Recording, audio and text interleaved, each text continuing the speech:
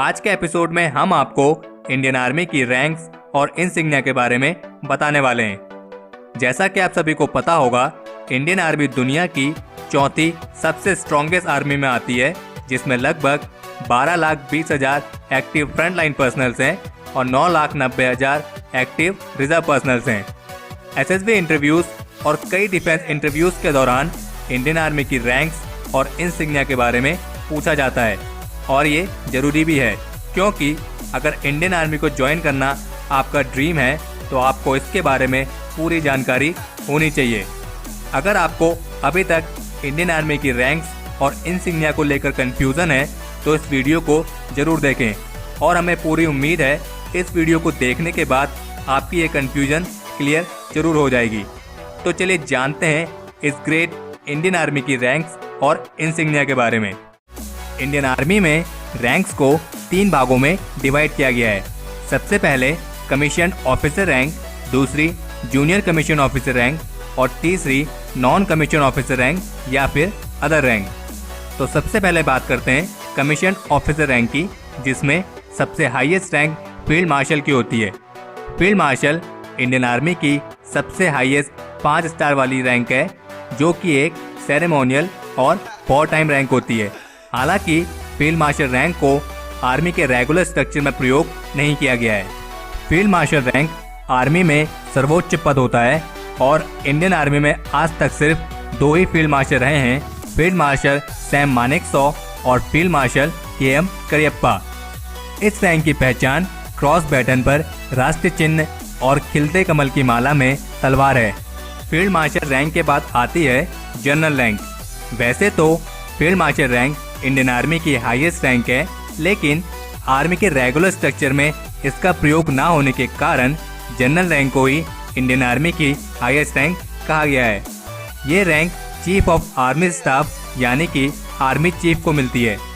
Field marshal rank के बाद ये किसी भी आर्मी ऑफिसर की सर्वोच्च रैंक होती है और मौजूदा समय में इस रैंक पर इंडियन आर्मी के चीफ जनरल बिपिन रावत हैं।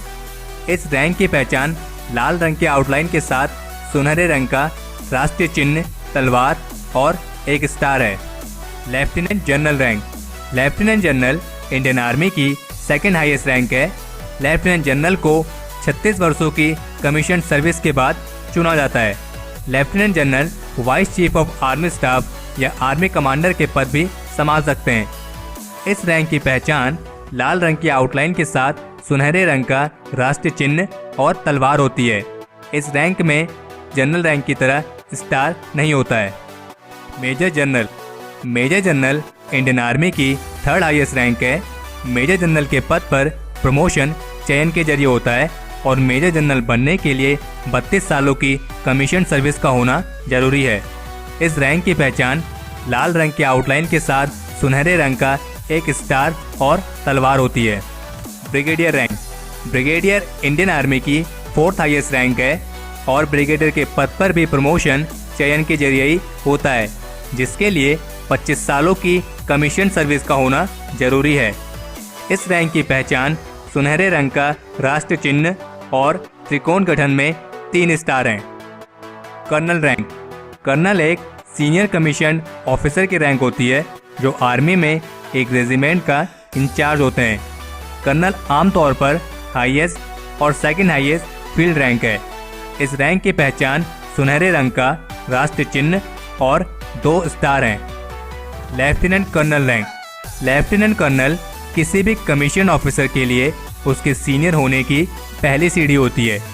13 सालों की कमीशन सर्विस पूरी करने के बाद ऑफिसर को इस रैंक पर प्रमोट किया जाता है। इस रैंक की पहचान सुनहरे रंग का राष्ट्रीय चिन्ह और एक स्टार है। Major rank.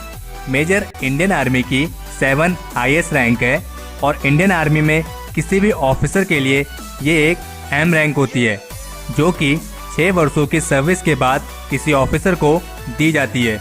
इस रैंक की पहचान सुनहरे रंग का राष्ट्रीय चिन्ह है। Captain rank.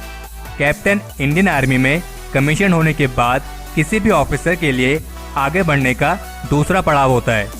कैप्टन रैंक, जो कि कमीशन होने के 2 वर्षों की सर्विस के बाद समय सीमा के आधार पर दी जाती है।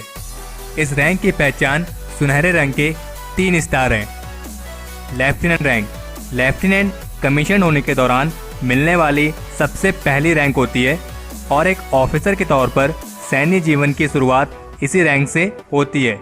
इस रैंक की पहचान सुनहरे रंग के 2 स्टार हैं।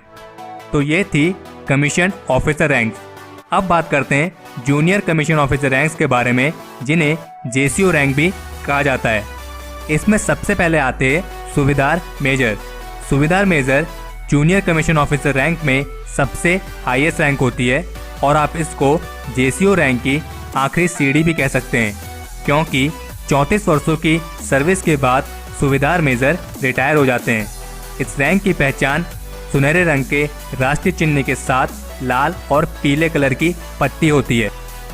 सूबेदार रैंक, सूबेदार भी एक जूनियर कमीशन ऑफिसर होता है और हर बटालियन में कई सूबेदार होते हैं। 30 वर्षों की सर्विस के बाद जेसीओ के पद पर सूबेदार की रैंक संभालने वाला सैनिक रिटायर हो जाता है। इस रैंक की पहचान सुनहरे रंग के 2 स्टार के साथ लाल और पीले कलर की एक पट्टी होती है। नायक सूबेदार, नायक सूबेदार जेसीओ रैंक की पहली सीढ़ी होती है।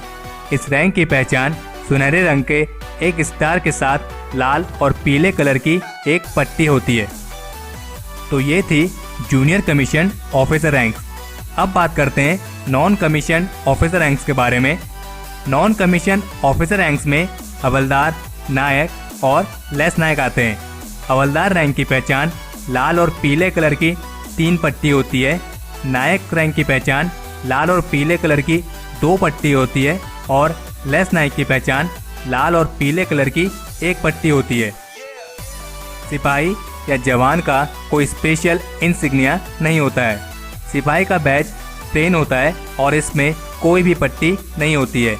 सिपाही की पहचान उसके कोर्स से होती है जिसमें वो सेवा दे रहे होते हैं। तो ये थी इंडियन आर्मी की रैंक और इंसिग्निया। एक बात हमेशा याद रखें, एक फौजी की रैंक कभी भी रिटायर नहीं होती। ये तो एक ऑफिसर होता है जो रिटायर होता है। तो हमारे डिफेंस ज्ञान के इस एपिसोड के लिए इतना ही। हमें उम्मीद है आपको ये वीडियो पसंद आई होगी। अगर आपने इस वीडियो को लाइक और शेयर नहीं किया है तो इसे लाइक और शेयर करें और चैनल को सब्सक्राइब करना ना भूलें।